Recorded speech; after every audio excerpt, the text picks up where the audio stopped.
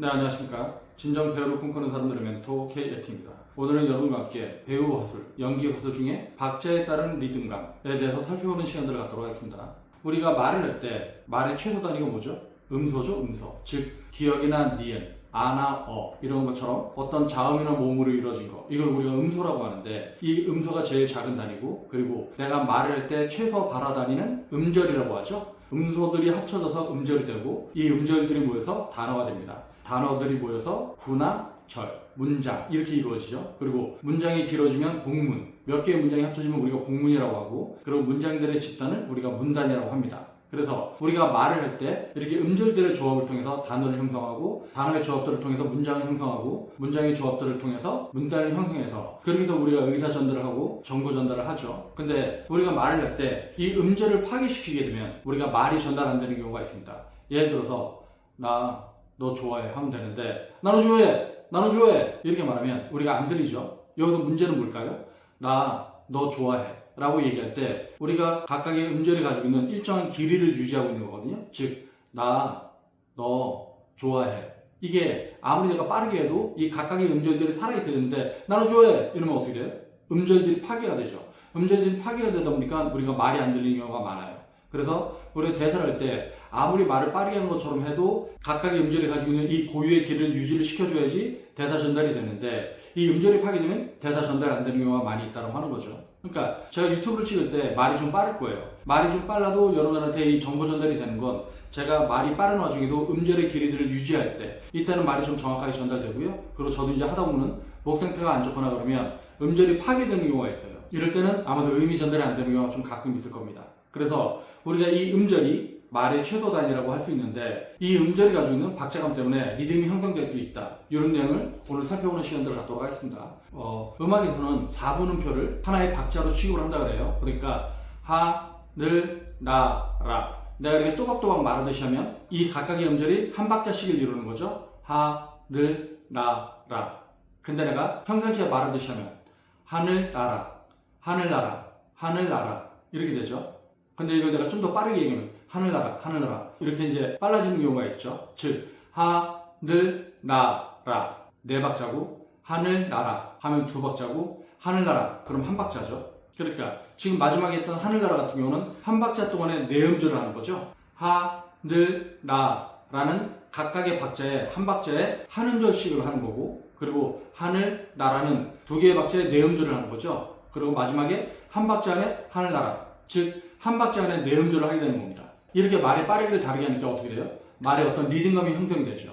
그러니까 우리가 말을 한다고 하는 건 이 말 안에 이미 음악적인 속성이 있는 겁니다. 즉 박자와 리듬, 템포와 리듬 이런 것들이 있다고 하는 거죠. 근데 이건 우리가 어렸을 때부터, 엄마 뱃속에 있을 때부터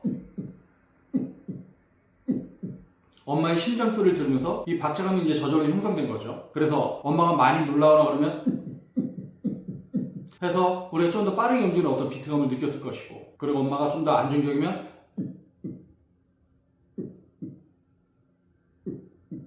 해서 좀 더 가지런하고 편안한 그런 호흡 상태와 박자 상태를 우리가 엄마 뱃속에 있으면서 온몸으로 느끼면서 우리 무의식에 그게 저장되어 있겠죠. 근데 우리가 태어나고 나면 부모님들이 뭐래요? 잼 해서 한 박자 이런 걸 가르치죠. 그러고 나서 도리 이거는 한 박자 안에 두 번씩이 들어가는 거죠. 도리 잼 도리 잼. 그래서 우리는 자란 동안에 은연중에 이 박자감을 우리 몸에 배게끔 합니다. 이걸 통해서 우리가 이제 말을 하는 거죠. 즉 엄마 이런 식으로 배우다가 나중엔 엄마 이렇게 되죠. 엄마, 아빠 이런 식으로 우리가 말에 박자감과 리듬감을 형성시키면서 자라오게 됩니다. 우리가 일상적으로 이런 언어들을 이제 배우면서 자라온 거잖아요. 즉 한국인들은 한국어를 씁니다. 근데 우리가 배우들의 연기가 되게 자연스럽게 느껴진다고 하는 건 뭐냐면, 이 말의 박자감과 리듬감, 이게 인위적이지 않고 왜곡되지 않고 뭔가 우리 어법에 맞게끔 말을 할 때 우린 자연스럽다고 느낍니다. 근데 이 어법이 파괴되면 우린 부자연스럽다고 느끼는 거죠. 그래서 제가 이제 음악으로 예를 들면, 저는 음악을 잘 모르는 사람이긴 하지만 4분의 2박자 그럼 어떻게 돼요? 강약 이렇게 되죠. 그리고 4분의 3박자는 강약약 이렇게 되죠. 4분의 4박자는 강약 강약 이런 패턴들이 반복되죠. 그러니까 우리의 언어도 이런 패턴들이 있다고 하는 거예요. 근데 물론 언어는 이렇게 음악처럼 일정한 패턴대로 움직이지는 않지만, 즉 말이 천변만화하긴 하지만 이런 일정한 규칙들을 갖고 있다고 하는 겁니다. 그래서 그런 음악적인 속성을 한번 제가 예를 들어보자면, 예를 들면 이런 거죠. 한 음절이나 두 음절짜리는 뭐 리듬감을 형성하지 않죠. 나, 너, 놈, 연, 이거는 그냥 한 번에 한 음절이 발음되는 거기 때문에 어떤 리듬감을 형성하지 않습니다. 근데 세 음절이 되면, 예를 들면 이런 거죠. 흐렸다. 그럼 어떻게 돼요? 흐렸다. 한 박자에 흐렸이 들어가고 다음 박자에 다가 들어가죠. 그래서 흐렸다. 즉 둘 하나가 되죠. 흐렸다. 개었다. 아프다. 이런 식이 되죠. 그래서 어떤 리듬감이 형성되죠. 그리고 이제 네 음절짜리가 있으면 어떻게 돼요? 흔들흔들, 펄렁펄렁, 우리나라, 하늘나라, 이런 식으로 네 음절이 되면 강약, 강약 이런 식으로 이제 반복이 되죠. 즉 둘, 둘 이런 식으로 한 박자에 두 음절씩 들어가면서 어떤 리듬감을 형성합니다. 그리고 다섯 음절이 되게 되면 바람이 분다, 바람이 분다. 즉 한 박자에 두 음절, 한 박자에 한 음절, 마지막에 한 박자에 두 음절 이렇게 되죠. 바람이 분다, 엄마가 간다 이런 식이 된다고 하는 거죠. 그리고 여섯 음절이 되게 되면, 여섯 음절은 세 음절이 두 번 반복되거나 아니면 네 음절, 두 음절 이렇게 되거나 이렇게 되죠. 그래서 보면 피었다, 피었다, 수놓은 보자기, 웅크린 고양이. 즉 세 음절짜리는 어떻게 돼요? 한 박자에 두 음절, 한 박자에 한 음절. 피었다, 피었다, 웅크린 고양이 이런 식이 돼서 어떤 리듬감을 형성을 하죠. 혹은 외할머니 안경, 오라버니 구두, 할아버지 모자 이런 식이 돼서 네 음절, 두 음절 이렇게 구분됩니다. 근데 이제 이 네 음절도 강약, 강약 이런 식이 되죠. 그렇게 돼서 어떤 리듬감을 형성을 합니다. 그리고 일곱 음절이 되게 되면 3, 4나 4, 3, 즉 세 음절, 네 음절, 네 음절, 세 음절 이런 식의 단위가 형성되면서 망고, 현영, 심청이, 진달래가 피었다, 참새가 지저린다, 늘어진 버들가지, 기름진 고향산천 이런 식이 돼서 어떤 리듬감을 형성하죠. 그리고 여덟 음절이 되게 되면 네 음절, 네 음절 혹은 다섯 음절, 세 음절 이런 식으로 해서 8개의 음절을 이루게 됩니다. 예를 들면 이런 거죠. 허울 좋은 민주주의, 내가 가면 아주 가냐? 네가 하면 나도 갈게. 이름 좋은 한울타리 이런 식이 되고, 그리고 동쪽 하늘이 흐렸다, 건넌 마을에 이쁘니, 오막살이 집 없애고 이런 식이 돼서 어떤 리듬감이 형성되죠. 즉 우리가 말을 한다고 하는 건 이런 식의 어떤 음절들의 조합을 통해서 우리가 어떤 박자에 따른 리듬감을 형성하게 되는 겁니다.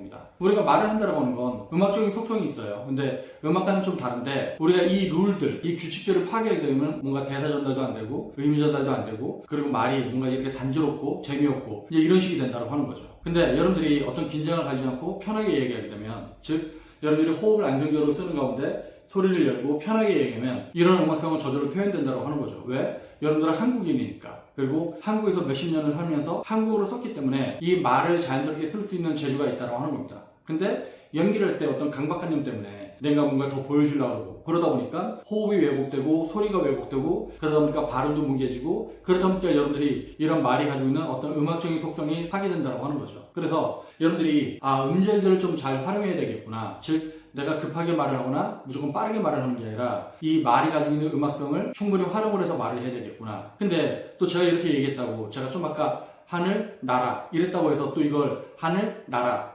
하늘나라에 간다, 집에 간다 이런 식으로 하면 안 돼요. 전 여러분한테 이 말이 가지고 있는 어떤 음악성을 보여주려고 했던 거고, 하늘나라에 간다 이렇게 되죠. 집에 간다, 이게 자연스러운 음악적인 속성이에요. 아까는 제가 강조해서 설명을 하기 위해서 그렇게 이제 표현을 했던 거고, 내가 그냥 자연스럽게 말하면 외할머니 안경, 외할아버지 모자, 할아버지 신발, 할아버지 구두 이런 식으로 여러분들이 자연스럽게 말을 할 수 있다고 하는 거예요. 그러니까 제가 말을 하는 거에도 라고 하는 어떤 음악적인 속성이 있는 거고요. 이런 말의 음악적인 속성을 내기 위해서 일부러 꾸미거나 과장하거나 그럴 필요가 없다고 하는 거죠. 즉 여러분들은 한국인이기 때문에 여러분들이 자연스럽게 말을 하면 이 음악적인 속성이 저절로 살아납니다. 근데 여러분들이 뭔가 긴장하고 부자연스럽게 말을 하기 때문에 이 음악적인 속성이 파괴된다고 하는 건데, 어떤 쓸데없는 힘들을 빼서 이런 것들이 저절로 되게끔, 그렇게 여러분들이 자연스러운 연기를 할 수 있게끔 그렇게 되길 바란다고 하는 겁니다. 네, 오늘은 여러분들과 함께 말이 가지고 있는 박자에 따른 리듬감 이런 것들을 이제 살펴봤는데요. 네, 좀 지루하죠? 저도 지루합니다. 가르칠 때 저도 이해시키기 되게 어려운 것 같고. 근데 어쨌든 이렇게 이론적인 것들을 좀 여러분들이 이제 밟아놓고 나면 나중에 다른 거 설명할 때 그럼 좀 더 좋은 참고가 되지 않을까. 그래서 이런 영상을 제작한 거니까 잘 참고하길 바라겠습니다.